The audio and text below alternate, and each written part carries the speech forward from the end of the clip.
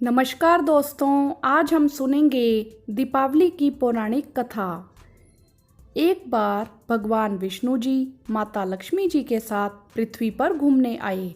कुछ देर बाद भगवान विष्णु जी लक्ष्मी जी से बोले, मैं दक्षिण दिशा की ओर जा रहा हूँ, तुम यहीं ठहरो। परंतु लक्ष्मी जी भी विष्णु जी के पीछे चल दी। कुछ दूर चलने पर गन्ने का खेत मिला। लक्ष्मी जी एक गन्ना तोड़कर चूसने लगी। भगवान लौटे और जब उन्होंने लक्ष्मी जी को गन्ना चूसते हुए देखा तो क्रोधित होकर लक्ष्मी जी को श्राप दे दिया कि यह खेत जिस किसान का है, तुम उसके यहाँ पर 12 वर्ष तक उसकी सेवा करो। विष्णु भगवान क्षीर सागर लौट आए और लक्ष्मी जी ने किसान के यहाँ रहकर उसे धन धान्य से पूर्ण कर दिया। उस किसान को पता ही नहीं था कि उसके घर में एक साधारण स्त्री के रूप में रहने के लिए स्वयं लक्ष्मी जी आई हैं।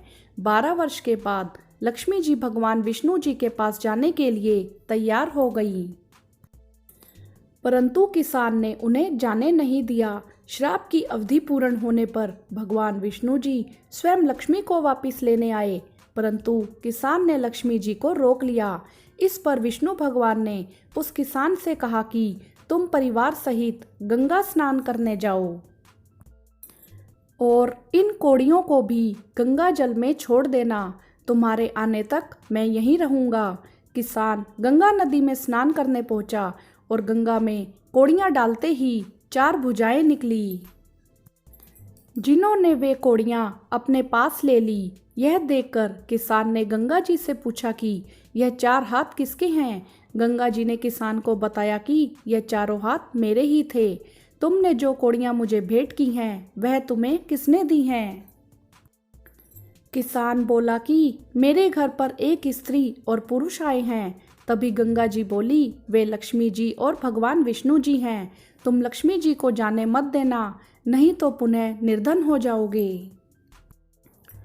किसान ने घर लौटने पर लक्ष्मी जी को नहीं जाने दिया। तब भगवान ने किसान को समझाया कि मेरे श्राप के कारण लक्ष्मी जी तुम्हारे यहाँ 12 वर्ष से सेवा कर रही हैं। फिर लक्ष्मी जी चंचल है, इन्हें बड़े बड़े नहीं रोक सके, तुम हट मत करो।